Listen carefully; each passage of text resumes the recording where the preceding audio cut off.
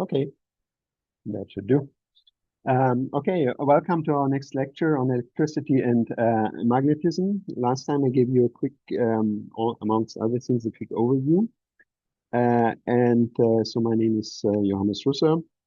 So I gave you just on the topics we're gonna cover in this lecture. I gave you also some organizational aspects. So I see the screen seems it has disappeared, right? Um, why is it not there anymore? No, I don't think you can see my. Yeah, you can see it. Okay, good. Yeah, you should be seeing it. Yeah, you can see that there are documents on X side. There's actually right now I have uploaded another couple of gap texts. So these I will also use today. So I'm going to write, and you can also use these texts to also fill in and take your notes while I'm also doing the same. So you can add extra notes or whatever you feel is useful. But I also will upload the filled out text then later on X side. I gave you a few um, further references for reading if you like to, and also with respect to the handbook, mathematic handbook. And as for the exam date, I gave you a tentative date of the 20th, but I have to verify that because I have that in my um, documents.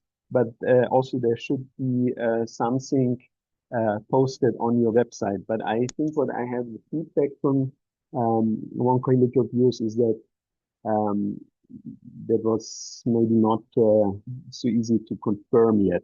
So I'm looking into that. This is a date I have in my documents, and so this is tentative, and I will find out what this if this is accurate also. So this exam, by the way, is the closed book exam. So, and then there was also the question concerning quizzes, and I will do probably a couple of quizzes.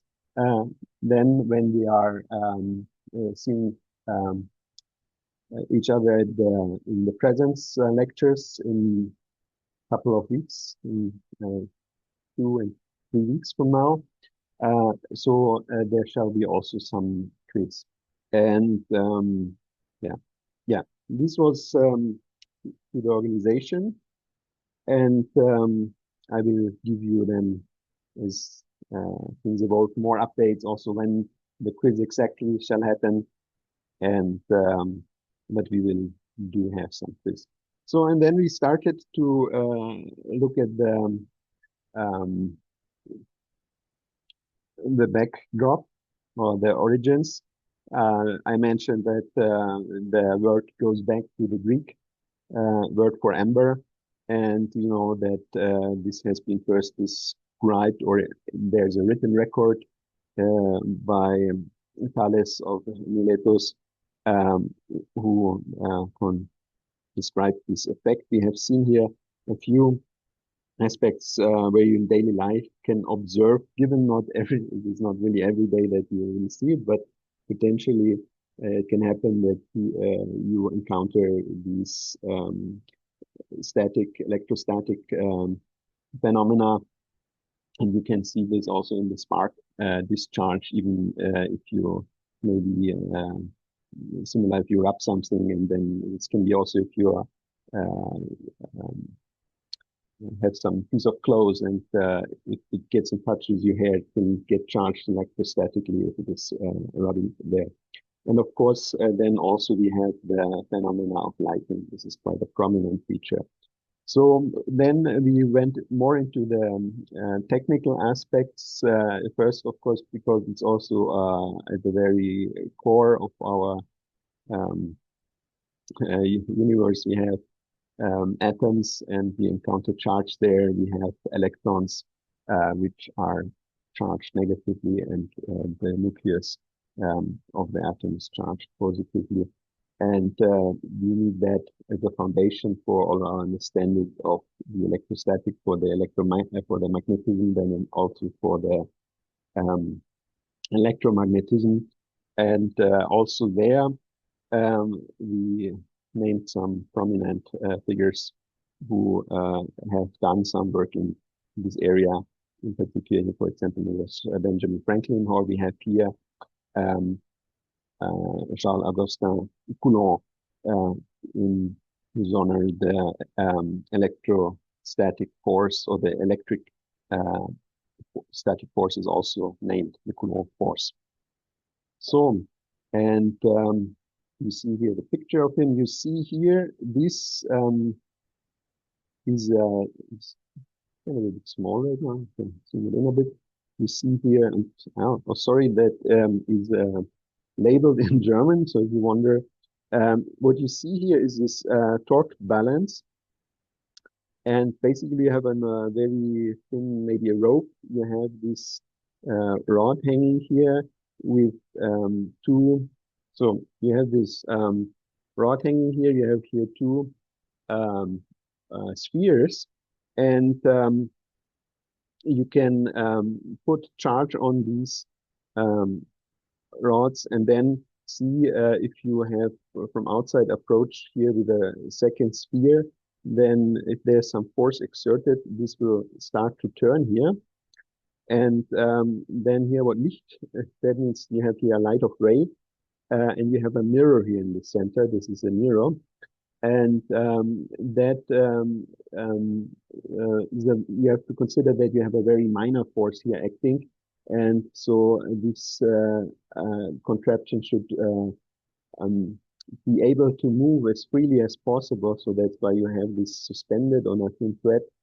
And there is little friction or any other physical forces that hamper its motion. And then if you get close with this second probe here where you have two, then it pushes here the force causes this to turn this rod, and the mirror tilts, and then you can have here the scale here where the reflected light ray is indicating here a measure of the force. So this measurement device was earlier developed by Cavendish, who used that actually for the gravitational force. And this was then also used on a modified version by Coulomb. And also to mention is Joseph Priestley, who also brought in the idea that the force law is inverse proportional to the square of the distance where the two objects are. You have that in the gravitational force, and you have that also here in the electrostatic force. So we look at that today. And then, it has a radius of action in the run to further obtain insight or describe electrostatic phenomena. Also to be mentioned were the experiments that were done also by Thomson. He was able to determine basically the ratio of charge to mass in for the electron, and then what you see here is on the left side here is this cathode beam. Basically, you have anode that you heat with some electric, you send some electric current to the heat here the anode, and you get release here some electrons, and they are being pulled to the cathode. And afterwards, you have magnetic field, and this is also some effect that we will look at, because now I'm giving you a short gist of this experiment, but we actually have to look at the phenomena first, or later down, so to say, in the lecture. So what you have, you generate a stream of electrons and send them through a magnetic field, and that is also something we will look at, because if you are sending such an electron through some magnetic field, there is a force acting on that electron, on actually any charge that is being moved through a magnetic field. There's a so-called Lorentz force, and that causes a deviation. And in the end, if you record where these electrons in this experiment are being registered at some screening surface in the end, then the deviation depends both on their charge and also on the mass. And so Thomson could find there a more close relation between this charge and the mass ratio. And then there you have the Millikan experiment that is here very coarsely plotted here, just on the left-hand side. That is where you actually take some fluid that you disperse into extremely fine droplets, and then you let those droplets they're basically dispersed and they're being pulled down by gravity. But then you also charge them. You can use some ionization ray that passes through the steam and or through these droplets. You give charge to them, and then you do this all in the space. I mean, you have basically you build a capacitor, and in the gap that you have within these charge plates, you let these droplets sink, and there you have then two forces. You have the gravitational force that make these droplets sink down, float downwards, and you have the electrostatic force that is set up so that it actually pulls them up. So if the rate at which these droplets fall changes in this experiment, and in addition, by using also the ratio of charge and mass that Thomson has determined, then one could get a very close or significantly improved value for the elementary charge, which is here the 1.6 times 10 to the minus 19 ampere second, or also named Coulomb. So, and then we said the special feature about charges is also that they come in, so to say, two flavors. They can be what we call positive or negative. And any charge that you encounter is composed of a multitude of this elementary charge. It can be positive or negative integer number that you use to multiply the elementary charge. Then you will end up with any given charge. So if you have this on the slide, I see this is actually not updated. Sorry, there's still this that it's supposed to be with. I have uploaded the updated slides where it's labeled correctly. And so in that case, you have a neutral charge or no charge. Basically, the positive and negative is compensating each other, and you have no charge. And that's also if you generate any charge, that also implies that you actually do some separation of charge. Any positive charge, you see also a negative charge, or vice versa. There's only this exception, but that doesn't have to concern us with quarks. They can also have charges which are not an integer multiple of the elementary charge. And there are also quite interesting properties. This is actually where we stopped last time. The electron has this negative charge, and the proton has the exact same charge, but just opposite sign. And you see, however, that the electron mass is something like 9 to the 10 to the minus 13 kilograms. And you have the proton mass is 1.6 times 10 to the minus 27 kilograms. So that's significantly larger in mass. And also, when you look at the diameter, you see that there are significant differences. So the electron is way smaller than 10 to the minus 20 meters, while the proton is in the 10 to the minus 15. So that's in the femtometer range, and these things have been discovered quite or more precisely by Thomson and by Rutherford. And there is also, if you take a very thin foil, which is the thickness of a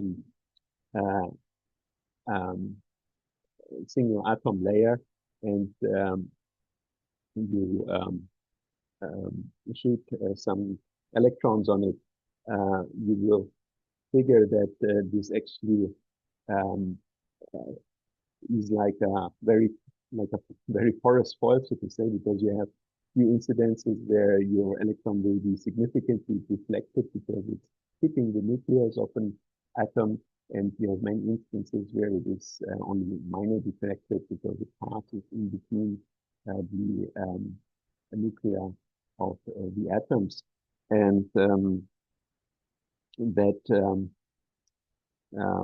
yeah, that is also one aspect that the atom, the mass is mostly concentrated in this very tiny nucleus, while the electrons are orbiting in a very large area or large volume around the nucleus. So we have here a summary of the properties of electric charges. What are these fundamental properties of all elementary particles? Sorry, rather these the charge is a very fundamental property of all elementary particles. So you have always some charge assigned to it.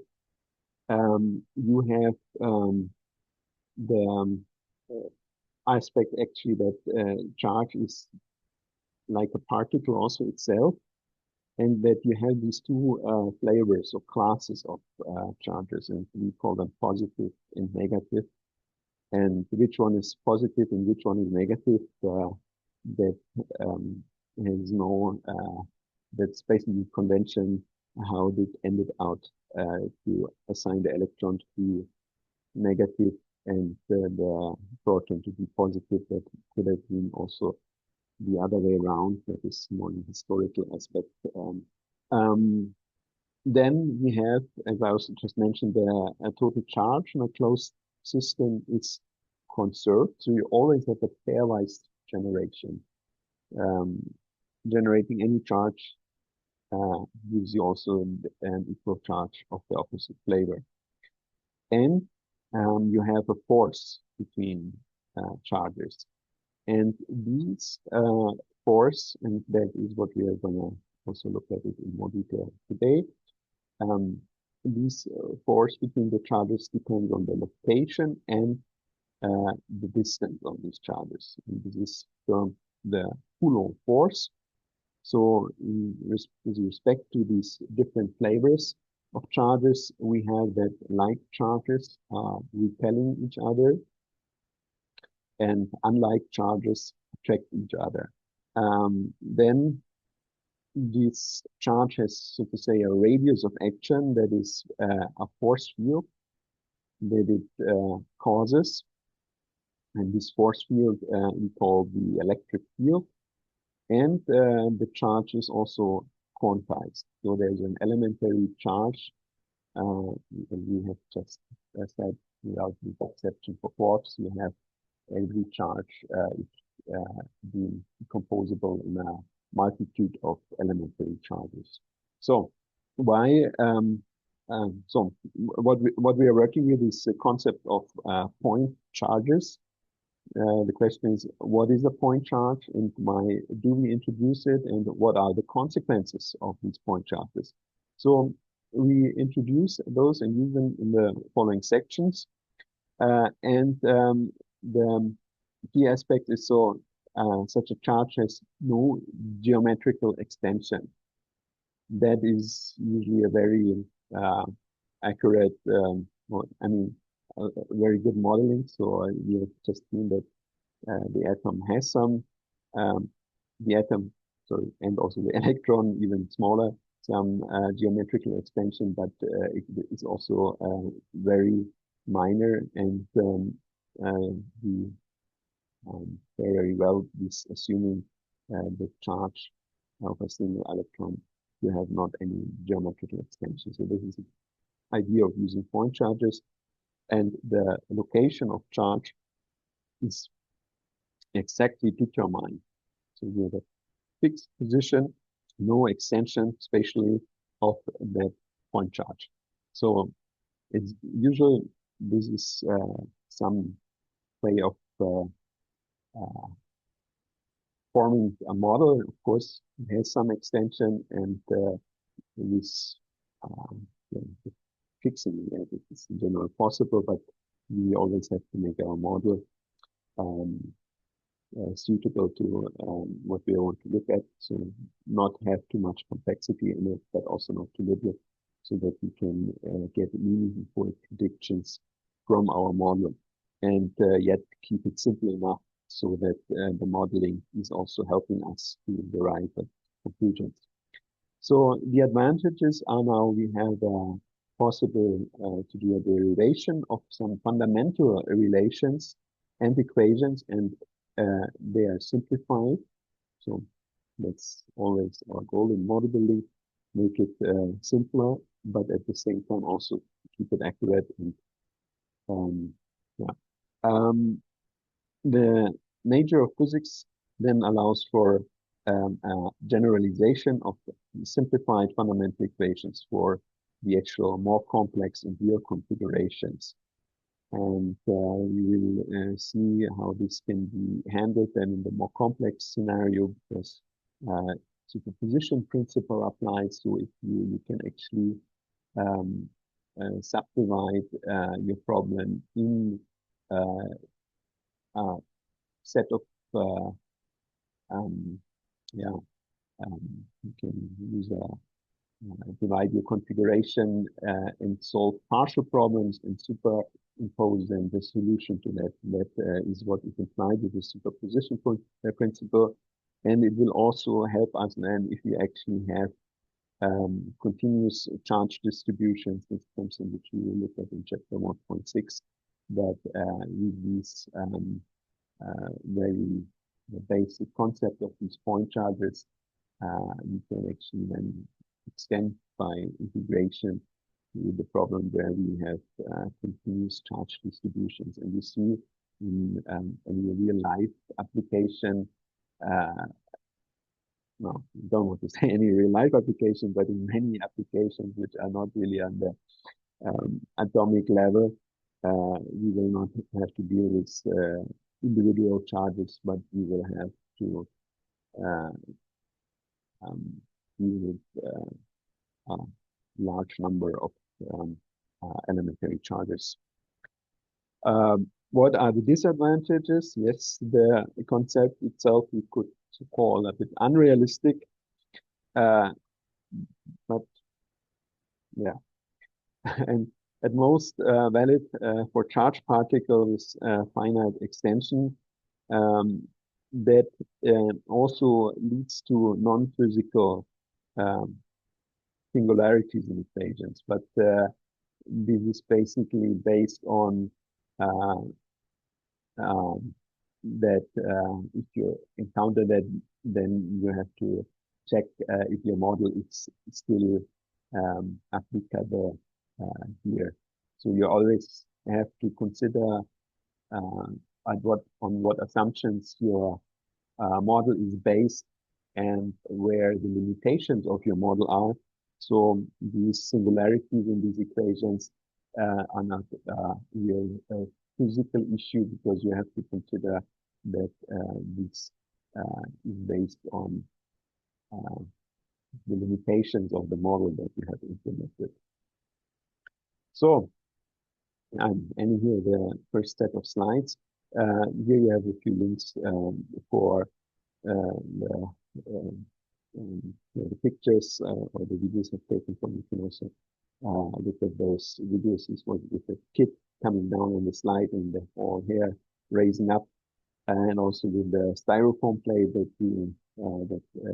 the lady had been rubbing that styrofoam plate and made that covering over the other styrofoam plate, so you can see the videos under those links. So I want to I do a quick recap also on one topic, one mathematical topic. I have several more recaps. And I have also uploaded this gap text on X site. So if you like, you can pull up that site, this gap text from that site and also take your own notes. But I also will, in the end, provide whatever I've written down here on that site that you can give your own notes into that. So this is a quick recap on vectors and vector space representation. And this we will look at quickly before we look at before we move on then to the Coulomb law. So let's go back now. Yes. Do you have any questions what I've been talking about? I'm always very happy if you interrupt me with some questions, or you know, in online it's always a bit more difficult, but if you have some comments, questions, I know we are in total, I think, quite a not such a small group, but I think chances is not that we are getting completely held up by too many questions being asked. In that case, we will nevertheless accelerate, but otherwise, please feel always free to stop me or also bring in this question on the chat.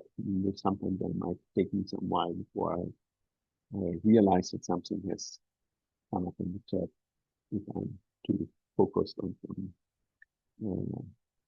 of the other material. So you see here, we are recording. Oh, no, you don't see. No, you do see. Okay, you see everything, right? You see my slide here with the math one vector space. Yep. Okay. Thank you. Now I was confused whether this was my screen or am I only seeing that? Are you seeing that as well? So you have here some very basic coordinate system. So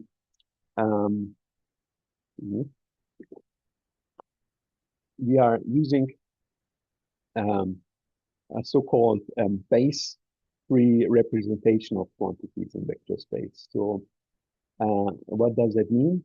That means the representation we give here in the lecture will be independent on the type also of, for example, with the vector space, you can choose different coordinate systems.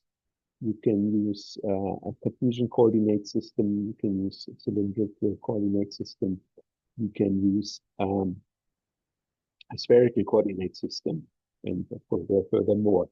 And the representation for the equations, at least in the general form, they will then be also, especially when we get into the exact problem, you'll see we will then use also specific coordinate systems, but the general formulation is base-free. So how do we do a representation of vectors? So we have here coordinate system, and we have to do a definition of our base vectors, and we have to do a definition of our origin. And the example that I show here is, as you probably can guess, is a Cartesian coordinate system is also written here. And you see it has three axes. We are here concerned usually with three or up to three dimensions. That is what we need for coordinate system in electromagnetics. You see also we have some problems where actually um, we are almost fine. We are actually fine with two-dimensional system because we say that the third dimension is basically there is no variation in that third dimension, and then it comes actually for our computation or calculation purpose down to a two-dimensional system. But in general, of course, what we're looking at is effectively the three dimensions. So we have here our coordinate system in mountain here. We have x, y, and z. So we do this by the right-hand rule. What we do need here, or let's see what happens if we have some vector that points from the origin, that we also have to define here, this, to a specific point with our x1 here. And let's say we have our y1 here, and we have a z1 here. And there we define our 1 point. We can draw a vector here, and this is our vector v. So we actually need here for the definition of the base vectors first a unit vector. And we denote this unit vector here with E. This is our unit vector. What property does the unit vector have? Upsala. The unit vector, we can look at the norm or the size of the unit vector. And that is equal to 1. And this unit vector also needs it shall be used now to define the coordinate system. That means we have to use Ex as one coordinate, Ey as the second base, and Ez as the third base. And those are defining so we have our vector Ex is unit vector and defining the base vector. So really only now we can say that is our x-axis. We have our unit vector for y, and we have our unit vector for Ez. So with these introducing the three base vectors, that gives us one aspect. But the second thing that we need for is that we also need, of course, our origin. We have here our coordinate system, and additionally we need our origin. And the origin is given here by 0, 0, 0. So here's our origin. So now we have this introduced this coordinate system. Now we can actually define here this vector in the vector v, the point we can set, of course, before we have set a coordinate system, but in order to find that vector, we need to introduce or to describe it, we need to introduce this coordinate system. So the vector v we can now give as three components, which is x1, y1, and z1. And the other way of writing it is this x1, this is this scalar value, times the unit vector of x, plus y1, unit vector of y, plus z1, unit vector of z.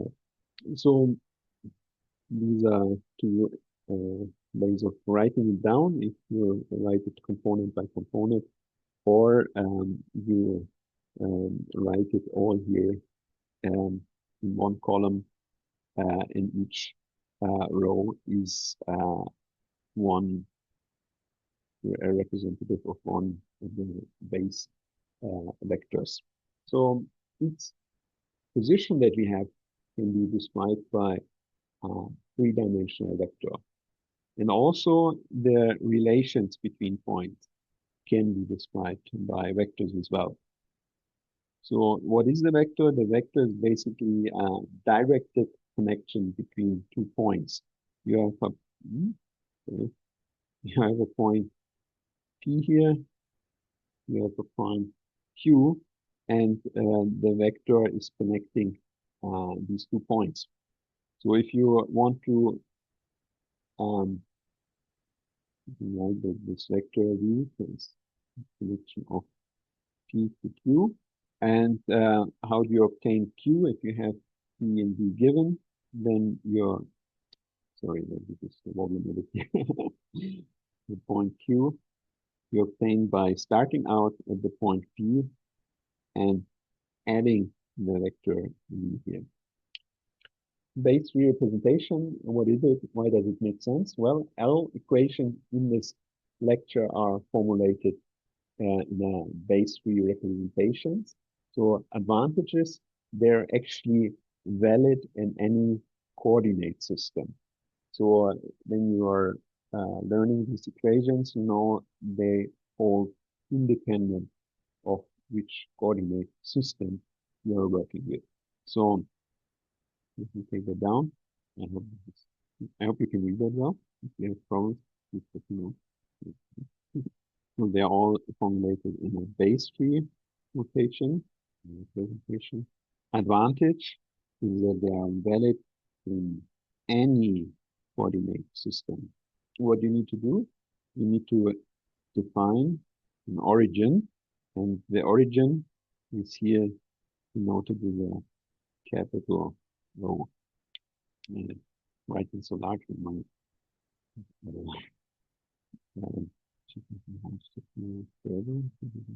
smaller because I have long type on my gap space. So this is our origin. We have our point here. And from the origin to this point P, we have the vector R of P. And it's defined from the origin. So R of P is the position vector of P. And the location of P, that is defined with respect to the origin. So this means we have P given by adding the origin to the vector RP. This basically is a base tree representation of P where no coordinate system is defined yet. Just make it a bit smaller. Not.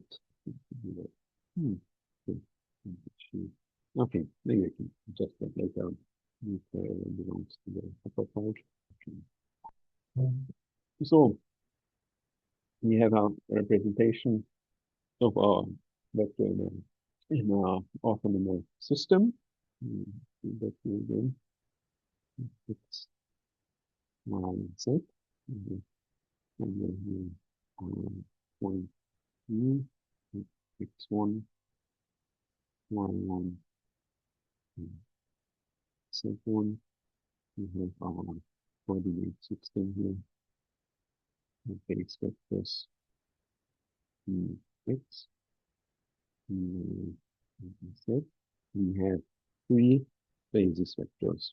They are E1, E2, and E3. So this is general. We have 3-dimensional space. We want to have these 3 basis vectors. And in our specific example, E1, 1, 2, and 3 map to x, y, and z. We have an origin. So if you have a different coordinate system, not a Cartesian, your E1, 2, and 3, for example, in the cylindrical coordinate system would be r, phi, and z. or if you have a spherical coordinate system, then it would be r, phi, and theta. Let's get to that also.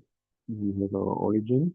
So our coordinate system is now defined because we have an origin and our three space vectors, E1, E2, and E3. And we also like to have, usually, it's that they are orthonormal, the base vectors. What does orthonormal mean? Um, so orthogonal means that they are, yeah, I'll give you the definition. So the normalization means that the length of each spaces vector is equal to 1, and that the orthogonal means additionally that if you have two base vectors, eta by I and eta j, and you take here the dot product, then the result is 1 if your indices I and j are the same, and it is 0 if I is not equal to j. So that here is the case in your Cartesian coordinate system, x and y, ex and y, and also z, they're all perpendicular to each other. If you take here the dot product between any two of them, then they result is that the dot product is going to be 0. And then you end up with the representation of the vector. The screen is a bit because okay, too large, better. So representation of our vector v, then using the different components and specify them along with the unit vector of the respective base. So we have we scale basically the unit vector ex with a certain component v1, the vy with the component v2, and we have v3 that is scaled with z, and our whole vector is then v1, v2, v3. So how do we manipulate vectors? The of particular interest is, of course, how we can add vectors, and then also we have to look at the dot product. We have to look at the vector product. The dot product is also the direct product for the vector product. That's also the cross product. And again, this is all, yeah, let me pick that here. So we have 3 points here. We have a point P, we have a point Q, we have a point R. The vector V is giving the direction and distance and the orientation from that we need to get from P to Q, and from Q to R you get the vector W. So the question is, how do you get, if you have this given, how do you specify the vector that gives you the direction, and basically that leads you from P directly to R? Well, that should be V plus W. And if you look at that, to write that out in detail, you find that what we're looking at is the vector for PR should be an addition of E and W, and that V plus W we obtain by taking the components of V, V1, V2, V3, plus W1, W2, W3, and you can add each of these components in the same bracket. So you add component by component and give you the component of the new vector. So I think we can add the vectors. Then what about the dot product? How is it defined? We want to take the dot product of now also the vector v and w. And the definition here is we take the absolute value of v multiplied with the absolute value of w and multiply with cosine p. So what is the absolute value of the vector? The norm, the magnitude, so to say, here, the vector. We obtain that by taking the square of each component, summing them up, and forming the root of the sum. And what is phi here? The cosine phi, that is actually the angle that is prescribed between the two vectors. Meaning, if you have two vectors which are, for example, like this, and this is my v, this is my w, and you see that they are parallel to each other, then the dot product is obtained by taking the product of the magnitude of each of these vectors. You see, they are aligned with each other, so the angle between v and omega, sorry, v and w is 0, and the cosine for p equals 0 is 1, so you just turn this into a 1. And if you have, however, so this is basically one scenario. The other scenario that you could have is that you have two vectors which here are some angle, and let's say the angle is P is 90 degrees, then the dot product for V and W, you have a cosine of 90 degrees, that is 0, will be 0. And the more general case is that you have an arbitrary angle, then you have the angle W, you have your, sorry, you have your vector W, your vector V, and you have here,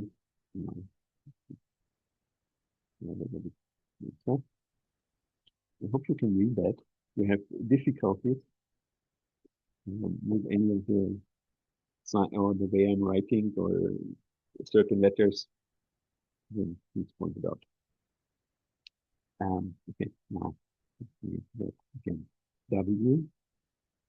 You have here your vector V. You have some angle phi here. And what actually happens when you take here the, look at just this expression here, that is basically that you're projecting here the vector v onto the vector w. So only that component that it shares, that vector v that it shares with the vector w, only that is being considered. So you see the vector v is basically being, this component here, this v times cosine p, is just taking here the component of the vector v that is aligning with the vector w. So, and for that reason, if they are perfectly aligned with each other in parallel, then the cosine p here becomes 1. So you have not to shorten it, so to say. But if they are completely perpendicular, then they share no common component in the same direction, and the dot product basically is vanishing. Apart from the dot product, we also have the vector cross product. It's cross product because we use this cross here, so we call it X cross W is equal to V. So for the cross product, you see in the dot product, you basically you get a scalar quantity out of that. but for the cross product, you get a new vector. And let me give you first the formula and then I give you the sketch, and then I elaborate what the meaning of this cross product is. You have also an absolute, the magnitude of the resulting vector then in this cross product is given by the magnitude of the cross product V and W. That is given as the magnitude from the vector V times the W and so on. And that's it for you. You have your vector W here. You have a second vector V here. And the resulting vector in this cross product, that when you form the cross product of V and W, that is U. And with respect to the orientation, it is that U is perpendicular to either, or it is, let's say, you can say it is orthogonal to either of these vectors V and W. It is orthogonal to V and it is orthogonal to W. There is the angle V that is prescribed between the vectors V and W. And now you can think of these two vectors V and W are, you can extend this here and see that they're basically prescribing to this kind of parallelogram here, which has a certain area. So this area is proportional to the absolute value of U, to the magnitude of U, which is the cross product of. So when you take the cross product, then of two vectors, V and W, you get a new vector. And this vector is oriented so that it is orthogonal to either of V and W, and its length, or if you take the magnitude of that vector, it scales proportional to that area that is prescribed by the two that we can fill in as this parallelogram here that is given by V and W. You see, as you reduce V, that area prescribed in here becomes smaller and smaller, so it's the sign of phi, and the total value here reduces. So if on the other hand you have a phi of 90 degrees, then you basically have maximized the area that is prescribed by the two vectors V and W. So then what are the fields in a mathematical sense? So we do have different types of fields, and we will of course get into the electric field also later on. So now let's review what the types of fields we have in general. So there's first of all the scalar field, and we have also the vector field. So what does it imply? So basically, if you for either for the scalar or for the vector field, in either case you have that describe you some physical quantities as a scalar or vector field in the sense that we, as we use them here in a physical context, they also will describe some physical quantities, and these quantities, they vary with position. And then you can represent these quantities by a field. So physical quantities varying with position can be represented by a field, and whether scalar or vector, you'll see the difference. What the difference between those is. The physical quantities which are varying with position. And this can be then represented here. So now see, this is the example here of physical quantity in its distribution, and it's a temperature of basically for the Earth on the surface temperature, and you have a distribution at every point of the Earth. You have a possibly different temperature, and the temperature itself, the scalar or is it vectorial, is of course a scalar quantity. Temperature is a scalar value, and it is position dependent. Then you see, if you look at the graph, there's this color coding. You see that when you look at the map, you see here these blue areas. These correspond to some low temperature, and if you look at these red areas here, that corresponds to some high temperature. So when you want to describe this temperature all around the Earth, then you will create or you can describe it by this scalar field. That means you give a temperature value and it has a position dependence. Basically, this is our position vector, R, and you can prescribe it, of course, the R in X, Y, and Z coordinates. However, as we know, the Earth is round. It might be not the preferential coordinate system to pick. Rather, you might use spherical coordinates, and then your position vector R is given by the components of R, the radial component. Then you get the phi component, and theta is the azimuthal component. Theta, phi, and theta. So these are spherical coordinates. And we had in the beginning this sheet with the Greek letters.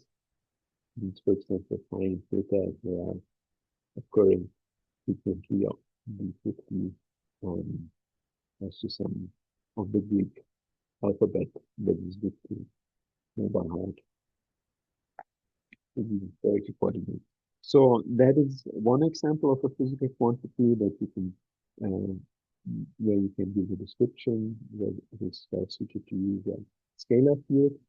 And now you can think of also other quantities, and that you see in the next example, there's a flow field, and it's a flow field. That means it expresses the velocity of the air in the upper atmosphere. And velocity is a vector field because it gives you, on the one hand, it includes the magnitude of this quantity, like the speed, but it is also directed. And hence, because it has a directional component also, it is not expressed in a scalar, but it is expressed in a vector quantity. So we have the velocity of air related to a vector. What you see here in this graph are the streamlines. So you see the air is flowing, and the direction, you can basically, you don't have all the details from this plot, but you can somehow you have a good visualization, so you see the orientation of the direction of the flow at every given point. You can kind of, I guess, quite intuitively read out here. But how does it work? So you have the vector field with the vectorial quantity that it is encompassing. It also varies with position. That means both the magnitude as well as the direction are varying. And if you see the streamlines, I want to highlighted a bit or magnified it for you how they roughly look like. You have these lines here, and basically here at every point on this, for every coordinate point, you can plot in a vector. So at the dot, this is where it is actually defined, and then I can give a direction, and the length is also of this dot is a measure for the magnitude. So if the wind, the airflow is starting to accelerate, then you will get increasingly long vectors here. And the streamline here gives you the direction at every point. The so to say the tangent of that streamline points into the direction that is given by the vectorial quantity at the specific position. So these streamlines, they are the tangents to vector, meaning the line itself doesn't tell you anything about the magnitude of the particular vector that you could read out here from these vectors that I've plotted in green here. That they give you both. They give you at every point the magnitude and direction. The streamline as a tangent to the vector only gives you the direction. But you see how they overcome that with the magnitude. To how to visualize that in this plot here is that you have additionally to the line that gives you the tangent component to the vector. They have also a color coding that gives you a magnitude. So that is the way they visualize it. Yeah. Okay. This is a bit recap on vectors. So essence is we have the base view. We are dealing with three-dimensional spaces for our electrostatic magneto-stationary magnetic problems and also the electromagnetic problem. And what you need to know is that the formulation that we give is the general formulation that is base 3. You can use this for any of the coordinate systems. If you go to specific problems, you will then decide what coordinate system is suitable. You see with the Earth here, of course, this is not an electromagnetic problem here, but if you have some spheres, it's obviously usually a good choice to use also spherical coordinate system. If you have wires, often it can be useful to use a kilometer coordinate system. And of course, you can do transformation between the different coordinate systems as well. I'll look at that then at a later point also. I will give you also some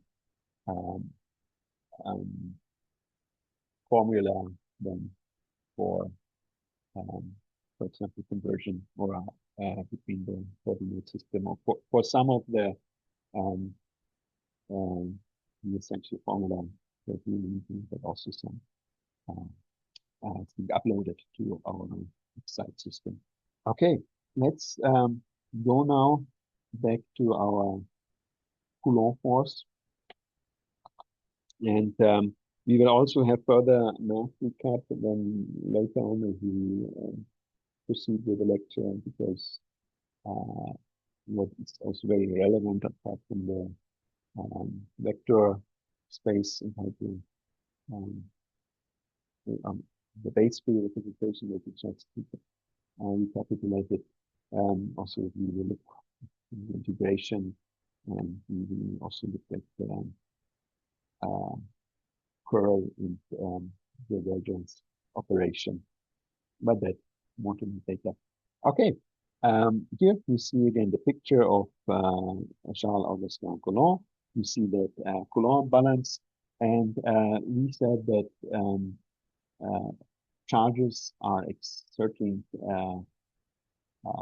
force on each other. So the charge is cause, any charge will cause an electric field, and we want to see how these forces are related to each other. So we work with the point charge concept, and let's do that. We have for starters 2 point charges. One we denote with 2, 1. The other one is 2, 2. Then each of these charges we have to position. That's what we said. We have charges which have no spatial extension, but they have a defined charge. They have no geometric extension, and they have a set position. So the positions. Oops.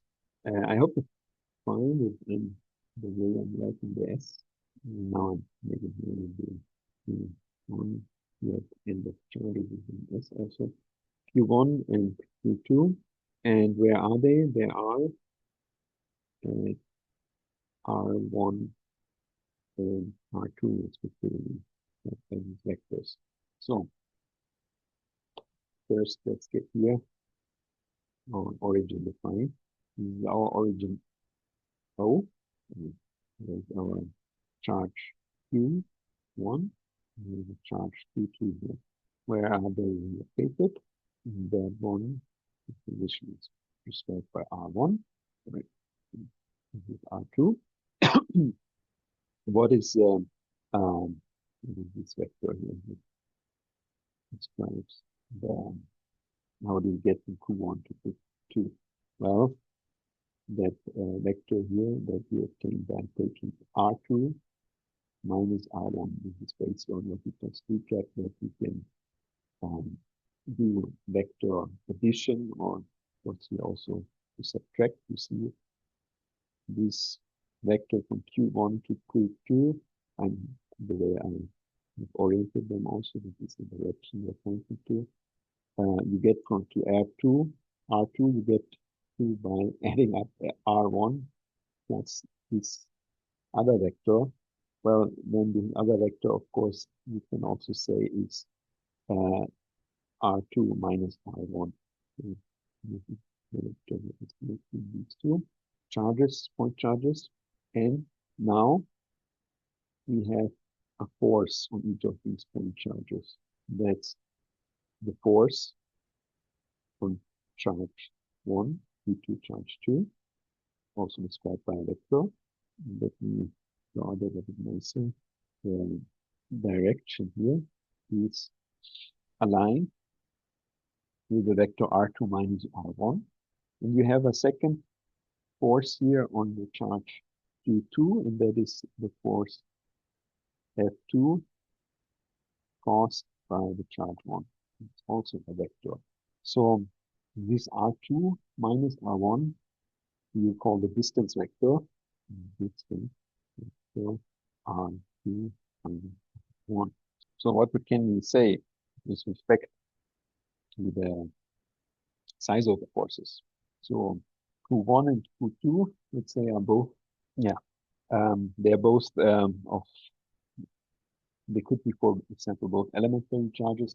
In any case, Q1 and Q2 are of the same size. So you will guess that the forces F1 and F2 are also of equal magnitude because you have here balance of the forces. So force F1 on the charge Q1 is equal to the force F2 on the charge Q2. So this always applies because you have action, and actio is reactio, action is reaction. And we'll see now in just a moment what these forces are specifically, but in general, you have always this balance of forces F1 and F2 in their magnitude are equal. The balance of the forces, the magnitude of F1 is equal to the magnitude of F2. What about the direction? Well, the direction will be always of these forces, if you have these 2 point charges, will be parallel to the distance vector. So meaning that also the two forces are aligned in direction.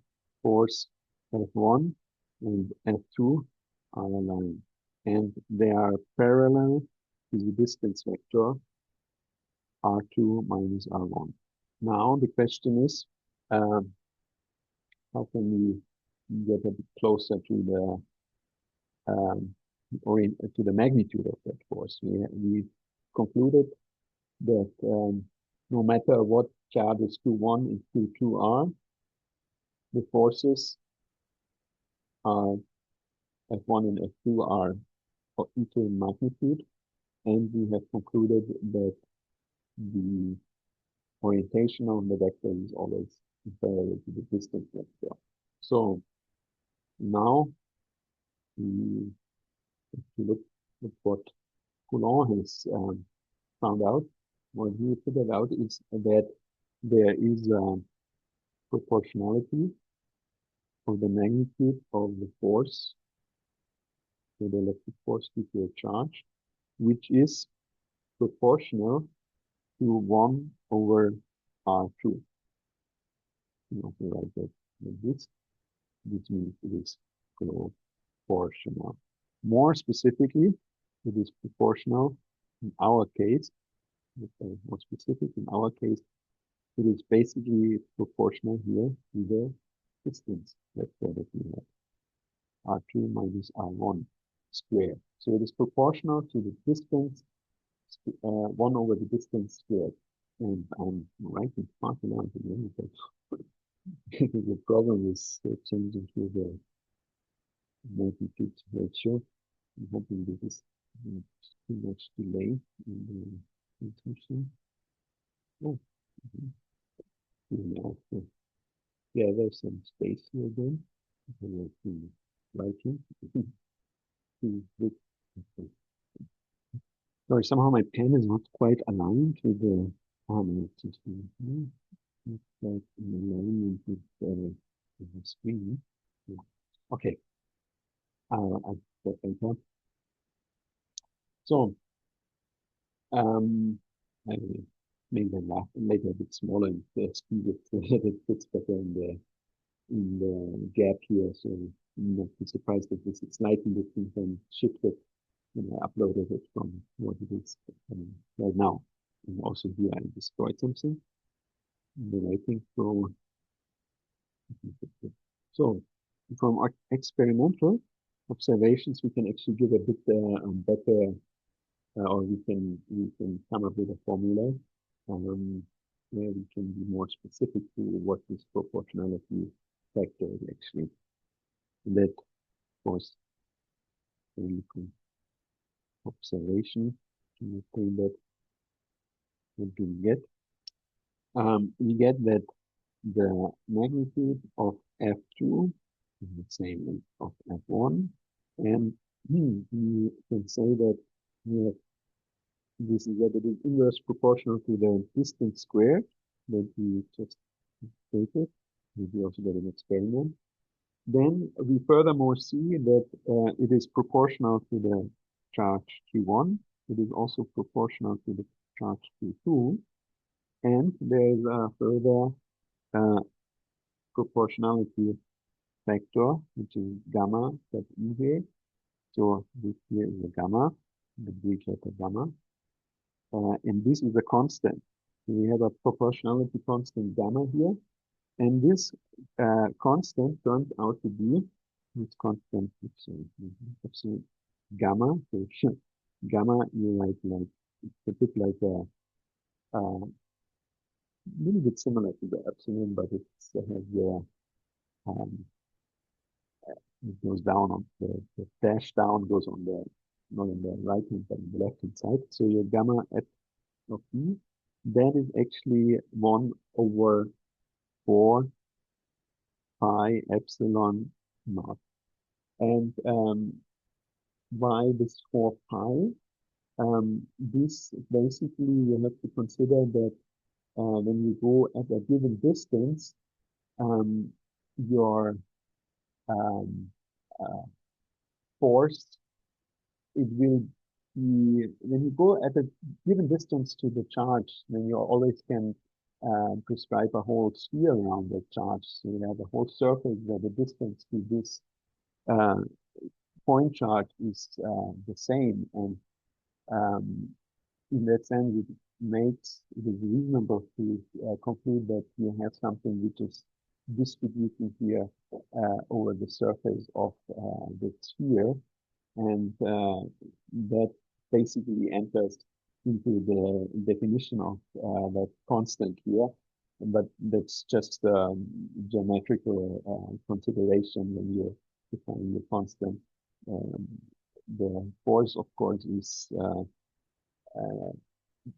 it depends on the distance, but it's not now that it is. Um, no. Let's say this is a geometrical configuration, but you have this relation here. So this epsilon naught here is your so-called that's your dielectric constant, and that is given by epsilon naught. It's determined to be 8. So it's 8.5 times 10 to the minus 12 ampere seconds per voltmeter. This is also a constant that we will write like the elementary charge. This is a constant that you will need a lot. So this is also something you might want to know by heart. Epsilon naught 8.85 times 10 to the minus 12 ampere seconds per voltmeter. And the charge, of course, 1.6 times 1.6 times 10 to the minus 19 ampere second. But that is not part here. Related to this formula. It's just in general something you might want to remember. So the unit of the dielectric constant here is ampere second per voltmeter. And yeah, I see actually our time is up now. I will conclude for here today, and we will resume at that point next week. Next week we will meet not on Monday but on Tuesday. Please keep that in mind. And then we'll have one more online lecture, and then I'm looking forward to see you in person the week after. And we will, when the lecture starts, then also have our tutorials in addition to the lecture in a couple of weeks. So I thank you for your attention. Do you have any questions, comments? Okay, then I'll conclude. I'll shrink here the text a bit, and I will upload. Well, actually, we're not quite finished yet. We continue then, and once I'm done, I will upload it then for you next week. Okay, thank you. Have a nice afternoon, nice evening. Bye bye. Thanks, Prof.